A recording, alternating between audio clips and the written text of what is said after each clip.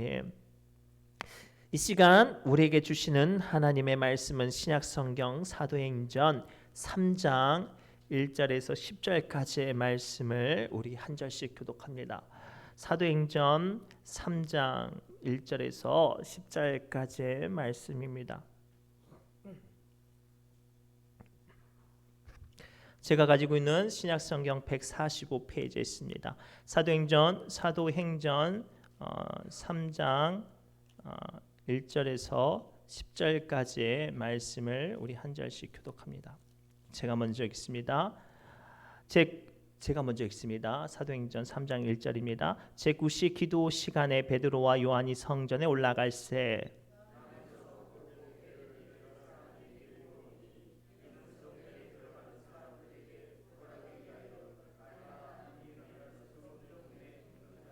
그가 베드로와 요한이 성전에 들어가려고 함을 보고 구걸하거늘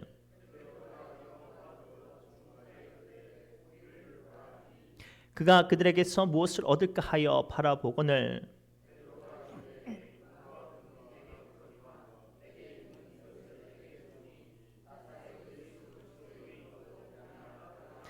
오른손을 잡아 일으키니 발과 발목이 곧 힘을 얻고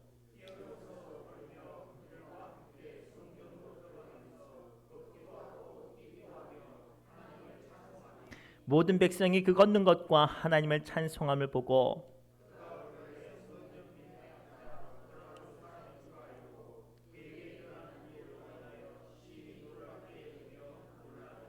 아멘. 우리 옆 사람 이렇게 축복할까요? 하나님이 주신 권세가 임하시기를 바랍니다라고 축복합시다. 하나님이 주시는 권세가 임하시기를 바랍니다. 저는 늘 기도하는 것들 중에 하나가 우리 교회 중직자들, 특별히 사명자들이 영적인 권세가 있었으면 좋겠어요. 특별히 우리 귀한 장로님들 하나님께서 우리 교회 기둥으로 세워주셨는데 어느 곳에 있든지 기둥 같은 사람, 기둥 같은 일들 감당하기 위해 기도합니다. 특별히 우리 귀한 권사님들 하나님께서 넓은 마음 주셔서 가장 연약한 곳들 어루만지는 예수님 닮은 손길 되기를 위해서 기도합니다. 그로 인하여서 여러분들이 우리 귀한 권사님이 기도하고 어루만지는 모든 곳마다 치유의 역사가 임하기를 바랍니다. 특별히 우리 귀한 집사님들 뜨거운 마음과 믿음의 열정을 주셔서 하나님의 일들을 감당하거나 세상 일들을 감당할 때 불 이르듯 큰 부흥과 은혜가 임하시길 축복합니다. 그러면 필요한 게 뭐예요? 영적인 권세가 필요해요. 경험이 필요한 게 아니라 얼마나 아는 것이 필요한 게 아니라 영적인 권세가 필요해요. 예전에 뉴스에 이런 뉴스가 나왔어요. 성형외과나 어떤 이제 수술하는 병원이었는데 병원이 경찰에 검찰에 고발되어서 병원 원장부터 의사부터 직원까지 다 감옥에 간 사건이 있는데요. 가관이에요. 의사가 수술하지 않고 간호사도 아니고 심지어 간호사 조무사가 수술실 들어가가지고 수술하거나 심지어는 그 의료 기술도 제대로 배워보지 않는 그냥 의료 용품 파는 사람이 우리 알고 있는 뭐 당뇨 그 측정기나 그 이런 거 보조기구 파는 사람이 들어가서 수술을 했대요. 이 사람들은 아마 이렇게 생각했을 거예요. 내가 병원 짬밥이 몇 년인데, 야 내가 병원 간호조무사로 몇십 년을 일했는데 누구보다 수술에 대해서 잘 알고 환자에 대해서 잘 알고 경험이 있지만 해서 돼 안 돼요. 안 되는 거예요. 왜죠? 의료 면허증 권세가 없어서 그래요. 병을 고치는 행위는 경험이 있다고 할 수 있는 게 아니에요. 의료 면허나 또 그 안에 그 특별한 어떤 의과에 대한 권세가 있어야 그 일을 할 수 있습니다. 하나님의 일들도 이와 같아요. 우리가 믿음 안에서 수많은 경험과 또 많이 안다고 해서 주님의 일들을 잘하거나 또 힘있게 할 수 없어요. 그래서 스가랴서 4장 6절 말씀 통해서 하나님께서는 주님의 일을 할 때 반드시 필요한 것에 대해서 말씀하세요. 우리 함께 읽겠습니다. 시작. 그가 내게 대답하여 이르되 여호와께서 스룹바벨에게 하신 말씀이 이러하니라. 만군의 여호와께서 말씀하시되 이는 힘으로 되지 아니하며 능력으로 되지 아니하고 오직 나의 영으로 되느니라. 아멘. 이 말씀은 제가 지난 시간에 예배 동안에서 이렇게 한번 말씀을 드렸는데 이스라엘 백성들이 바벨론에서 70년 동안 포로 생활하다가 하나님의 은혜를 가운데 스룹바벨 다윗의 후손이었거든요. 이 스룹바벨을 통해서 1차 귀환을 이루어냅니다. 얼마나 감사하고 얼마나 기뻐요. 열정이 있었습니다. 심지어는 자신들의 재물을 끌고 모아가지고 성전을 건축하려는 믿음의 결단 또한 있었어요. 사람들이 성전을 건축하려고 모아들었습니다. 그런데 그 일이 막혀버렸어요. 열정도 있었고 지식도 있었고 마음도 있었지만 뭐가 없는 거예요? 성령이 없는 거예요. 사랑하는 성도 여러분, 오늘 우리는 이 시간에 주의 크고 작은 예배를 지키고 또 사명을 감당하고 또 하나님의 일을 하는 사람들입니다. 그런데요, 왜 우리는 그 일들을 감당하면서도 불구하고 쉽게 지치고 사탄의 공격 앞에 무너질까요? 영적인 권세가 필요해서 그래요. 오늘 말씀을 통해서 우리는 내가 주님의 일들을 감당할 때 어떻게 해야 내게 영적인 권세가 임하는지 그 영적인 비밀을 발견하시기 바랍니다. 첫째가 이거예요. 우리에게 영적인 권세가 임하기 위해서 가장 필요한 건 첫째, 예배와 기도가 자기 삶 가운데 습관화가 되어 있어야 돼요. 본문 1절 말씀 함께 읽겠습니다. 시작. 제9시 기도 시간에 베드로와 요한이 성전에 올라갈새. 아멘. 오늘 베드로가 요한이 제9시에 성전에 올라갔다고 성경은 기록하고 있어요. 유대인들이 성전에 올라가는 정해진 기한이 있지만 안타깝게도 다 이 기한은 정해진 규칙은 지키지 않아요. 믿음에 열심히 있거나 또는 그 안에서 사모하는 사람이 있는 사람만 습관에 따라 기도하고 습관에 따라 예배를 지키죠. 그런데 놀라운 건 그러한 믿음의 생활이 기초가 되어 있기 때문에 병자를 만나도 마음에 어떤 하나님의 주시는 감동이 임하는 순간 두려워하지 않고 그 일을 감당해내는 권세가 있었어요. 사랑하는 성도 여러분, 우리가 신앙생활하면서 가장 많이 혼동되는 것들 중에 하나가 바로 이거예요. 봉사의 영역과 신앙의 영역을 혼돈해요. 봉사는요, 열심만 있으면 다 할 수 있어요. 내 마음이 기쁘든 슬프든 화가 나든 어렵든 내가 하고자 하는 원만 있으면 다 할 수 있어요. 심지어는 하기 싫어하는 사람도 찾아가가지고 하자 윽박지르거나 어르고 달래면 그 일들 하게끔 만들 수 있어요. 그러나 영적인 권세는 봉사를 백날 해도 쌓여지지가 않아요. 우리가 하나님의 사람으로서 영적인 권세를 갖기 위해서 반드시 필요한 첫 번째가 뭐냐면 예배의 자리와 기도의 자리에 내가 습관적으로 서 있고 그 자리에 내가 승리자가 되어야 할 줄 믿습니다. 쉽게 설명하면 요즘 결손 가족들이나 문제 있는 가정들이 많이 등장을 해요.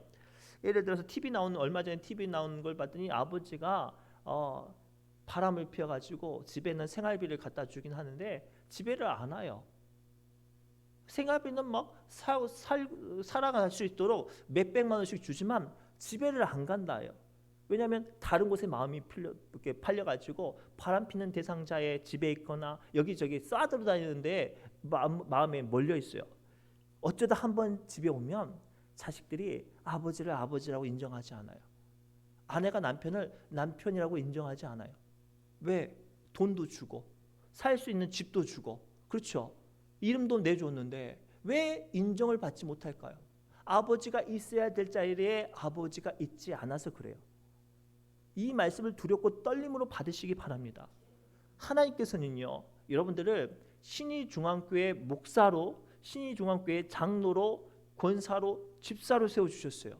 그러면 이 시간 드려진 예배 가운데 이 시간 우리 교회가 기도할 기도 제목이 있다면 그 예배 시간을 지키고 더 나아가 그 기도의 사명을 감당해야 될 사람은 우리예요. 그런데 그 자리에 내가 없다면 내가 그 작은 일들을 감당하고 더 나아가 어떤 일들을 감당하는 데에 영적인 권세가 임하기는 어려워요. 물론 열심히 헌금 생활하는 것도 귀합니다. 물론 교회 봉사하는 것도 귀해요. 그러나 그 일들을 아무리 많이 해도 예배 안에서 기도 안에서 실패하면 그 자리를 지키지 않으면 하나님이 주시는 영적인 권세가 임할 수 없어요. 사랑하는 여러분, 여러분들 보세요. 여러분들 주변에 믿음이 좋고 그렇지 않고의 기준이 뭐예요?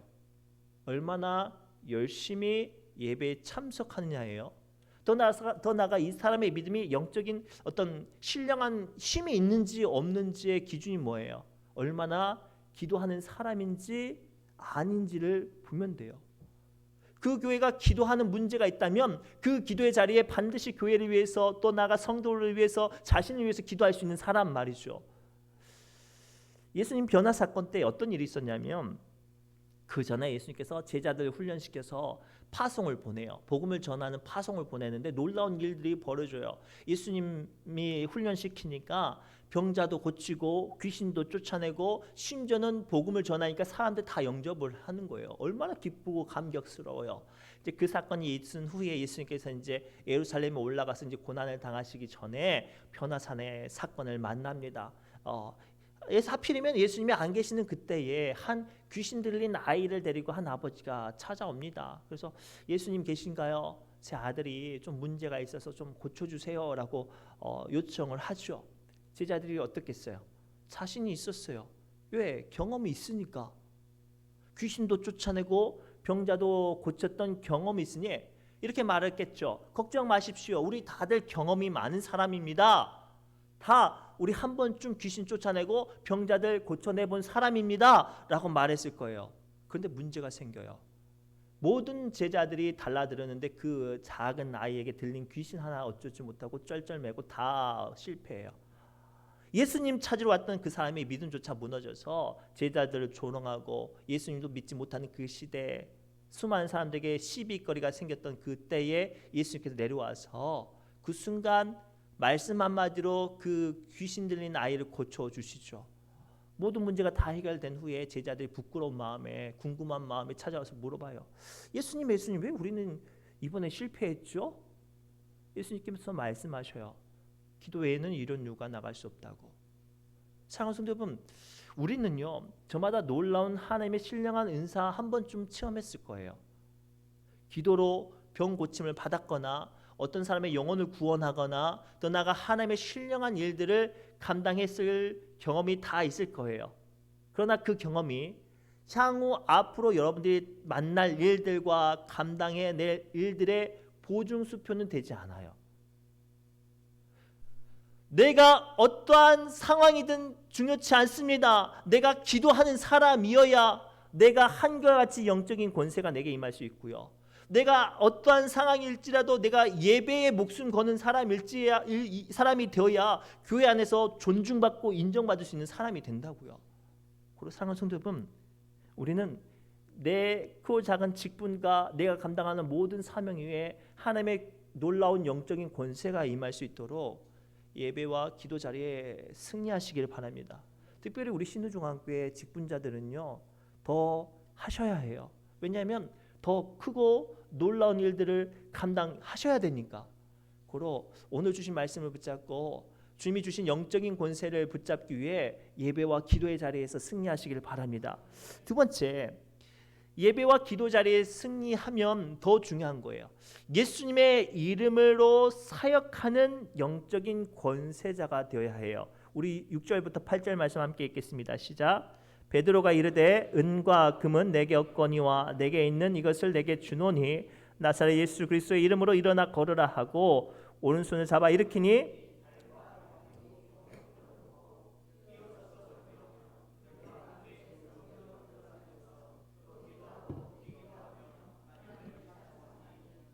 아멘. 오늘 본문에 보면 베드로와 요한이 얼마나 경건해요.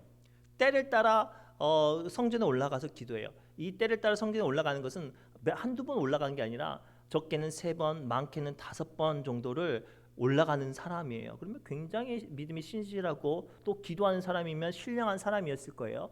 그런데 이 베드로가요, 문제 있는 사람, 나면서부터 안진뱅이였던 사람들 고칠 때 뭐라고 해요? 나를 집중해서 보세요라고 말하면 자 내가 어떻게 하는지 보세요라고 할 줄 알았죠. 근데 베드로가 나를 보세요라고 말하면서 내게 은과 금은 없거니와 내게 있는 내 것을 당신에게 주노니 예수님의 이름으로 걸으십시오라고 말하니까 비로소 그 사람이 걷게 된 거예요. 사랑하는 성도 여러분, 오늘날 많은 교회가요 또 믿음의 사람들이요 크고 작은 봉사를 합니다.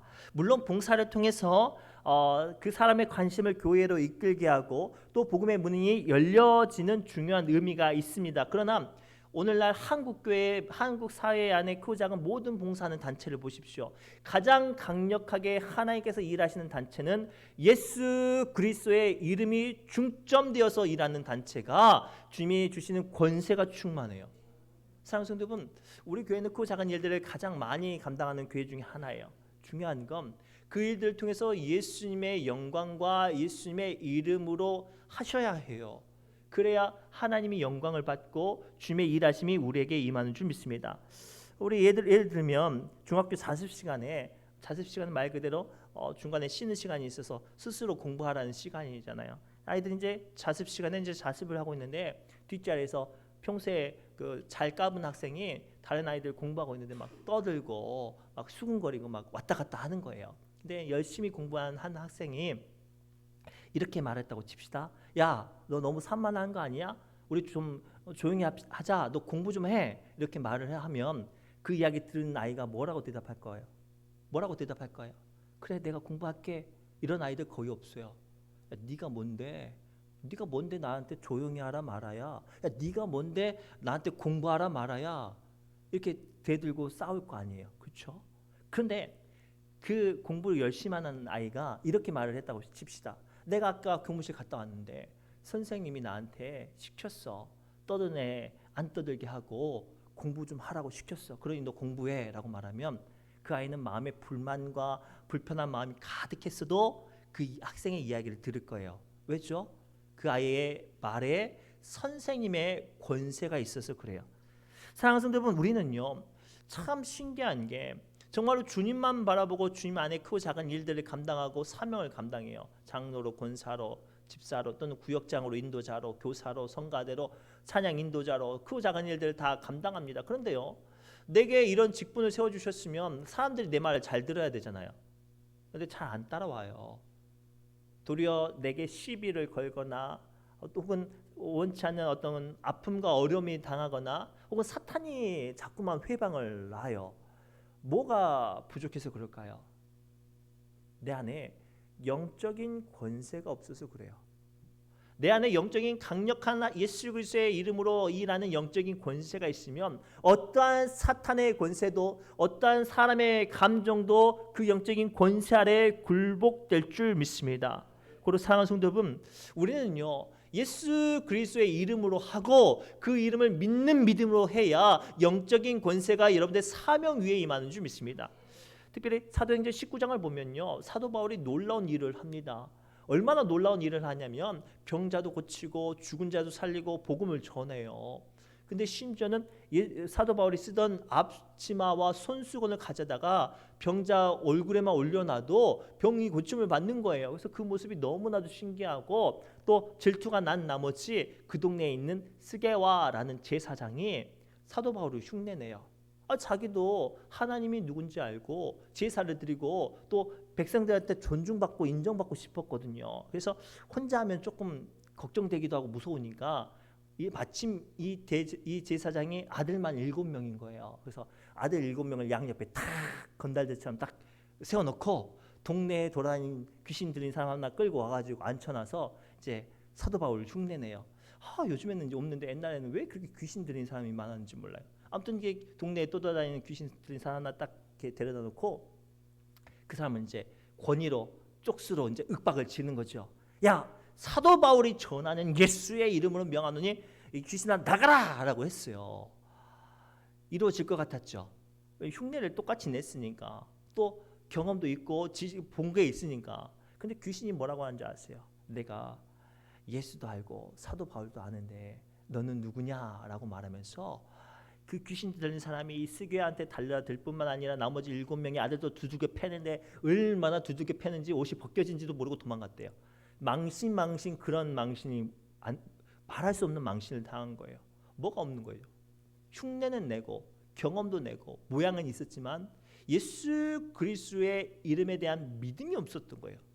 사랑하는 성도 여러분, 우리 안에 주님의 놀라운 권세, 영적인 권세로 말미암아 주님의 일들을 감당할 때 가장 필요한 건 경험도 지식도 아니라 예수님이 주시는 영적인 권세인 줄 믿습니다. 특별히 각 구역의 인도자분들 또는 구역장분들 또 교사로서 또 그 작은 어떤 사명자로 세워주신 분들에게 특별히 간구하고 부탁드리는 건 그 모든 일들을 지식으로 어떤 사람들의 마음을 만지면서 하시기보다 주님이 주신 영적인 권세가 먼저가 되셔야 해요. 그래야 먼저 여러분들이 기뻐할 수 있고요. 더 나아가 주의 일들을 힘있게 감당할 수 있어요. 내가 얼마나 교회 일하고 얼마나 많은 것들을 하는 것은 중요치 않아요. 예수님의 주신 권세로 할 때 여러분들이 감당하는 사역 위에 하나님의 놀라운 역사하심이 임하는 줄 믿습니다. 마지막으로요. 믿음에 대하여 담대한 사람에게 영적인 권세가 임합니다. 우리 읽지는 않았지만요. 이 이야기가 갑자기 사도행전 4장 이하에 보면 전혀 다른 양상으로 전개합니다. 우리 사도행전 4장 18절부터 21절 말씀 함께 읽겠습니다. 화면 보시고 함께 읽겠습니다. 시작. 불러 경고하여 도무지 예수의 이름으로 말하지도 말고 가르치지도 말라 하니 베드로와 요한이 대답하여 이르되 하나님 앞에서 너희 말을 듣는 것이 하나님의 말씀을 듣는 것보다 옳은가 판단하라. 우리는 보고 들은 것을 말하지 아니할 수 없다 하니 관리들이 백성들 때문에 그들을 어떻게 처벌할지 방법을 찾지 못하고 다시 위협하여 놓아 주었으니 이는 모든 사람이 그 된 일을 보고 하나님께 영광을 돌림이라. 아멘. 자, 사도 베드로와 요한이 안진뱅이를 일으켜 세우니까 놀라운 일들이 벌어져요. 많은 사람들이 예수님을 믿게 되고요. 그로 말미암아 하루날에 5천 명이 예수님을 믿게 됩니다. 수많은 사람들이 예수님을 믿고 복음을 영접하고 세례를 받고 성령이 임하니까 예수님을 죽였던 제사장들과 사두개파와 서기관들과 바리새인들이 난리가 났어요. 그래서 예수님을 죽였듯이 똑같은 모략을 세우죠. 강제로 베드로와 요한을 잡아오고 협박을 합니다. 야, 너희 살고 싶어 죽고 싶어? 살고 싶으면 두 번 다시 이 예수의 이름으로 말하지도 말고 가르치지도 말라라고 협박합니다. 이 사람들은 자기의 스승이었던 예수님도 죽였던 사람이었어요. 지금 무슨 뜻이에요? 너도 죽이겠다는 거예요. 이러한 상황 가운데 여러분 같았으면 어떻게 했어요? 예, 제가 한번 자제해 보겠습니다. 아니면 당장 좀 살아보겠다고 예, 한번 안 해보지요 라고 그럴듯하게 협상하고 나와서 다시 일할 수 있어요. 그러나 본문에 등장하는 베드로와 요한은 그렇게 말하지 않죠. 망설임 없이 내가 하나님의 말씀을 듣는 것이 나은가 너희들의 말을 듣는 것이 더 나은가라고 판단하라라고 그들의 협박을 물리치죠. 쉬운 일이 아니에요. 이들은 어떠한 세력들이 그 권세로 이들을 협박해도 사도 베드로와 요한은 굴복하지 않았어요. 여러분, 이것이 중요해요. 어떠한 세력 앞에 담대히 예수님의 믿음을 가지고 굴복하지 않는 사람, 그 사람에게 영적인 권세가 임해요. 왜 오늘날 한국교회에 수많은 사람들이 세상 앞에 손가락질 당하고 조롱받고 무시당하는 줄 아세요? 우리 세상에 나가면 정말로 초라하게 믿음의 사람이라는 것을 숨기려 하고 부끄러워해요. 여러분들 저기 노인정 가가지고 밥 먹을 때 기도하세요? 기도하셔야 해요. 대놓고 보란 듯이 소리 내고는 못해도 담대하게 예수님의 사람으로 기도 정확하게 하고 식사하셔야 해요. 그래야 예수 믿는 사람은 뭔가 좀 다르구나 이게 되는 거예요. 세상 사람들이 불법과 편법을 말할지라도 나 교회 다녀서 안 돼 라고 선언할 수 있는 사람이 되어야 해요. 그래야 당장은 그 순간만큼은 무시당하고 손가락질 당하고 따돌림 당해도 그 사람들 다 가서 뭐라고 생각하는 줄 아세요? 저거 교회 다니던지 달라졌네, 함부로 할 수 없네 라고 말할 거 아니에요. 영적인 권세는요, 우리가 담대히 믿음을 자랑하고 지키고 선언하고 그 앞에 서고 그것들을 나타낼 때 주님께서도 우리를 영적인 권세가 나타나게 하시는 줄 믿습니다. 그래서 마태복음 10장 32절부터 33절에 예수님은 다음과 같이 믿음의 사람들에게 말씀하셨어요. 함께 읽겠습니다. 누구든지 사람 앞에서 나를 시인하면 나도 하늘에 계신 내 아버지 앞에서 그를 시인할 것이요 누구든지 사람 앞에서 나를 부인하면 나도 하늘에 계신 내 아버지 앞에서 그를 부인하리라. 아멘. 아주 중요한 문제예요. 여러분들 믿음으로써 증거가 되어야 하나님께서도 여러분들에게 그 영적인 권세를 주셔요. 제가 처음에는 이렇게 하지 않았는데 제가 작년 말부터 어떤 일을 하냐면 안 믿는 사람들 이번에 이제 카센터도 하고 식당 개업을 하면 다른 목사님들은 어쩔지 모르겠지만 저는 사장님 따로 불러서 그분 손잡고 축복 기도해요. 예수님의 이름으로. 때로는 난감할 때가 있어요. 돼지 머리가 있는데 돼지 머리 있고 맥주 소주 있는데 그 앞에서 사장이 불러놓고 기도하는 게 좀 굉장히 난감해요.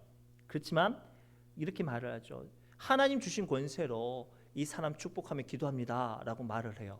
그러면 이 사람이 그 기도 받으면서 뭔 생각할까요?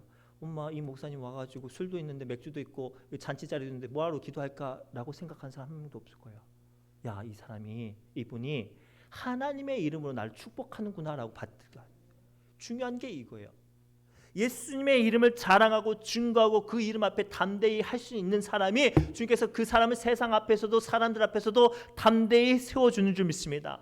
창세기를 보면요, 참 재미있는 비교되는 인물이 등장하는데 아브라함과 그 조카 롯이에요.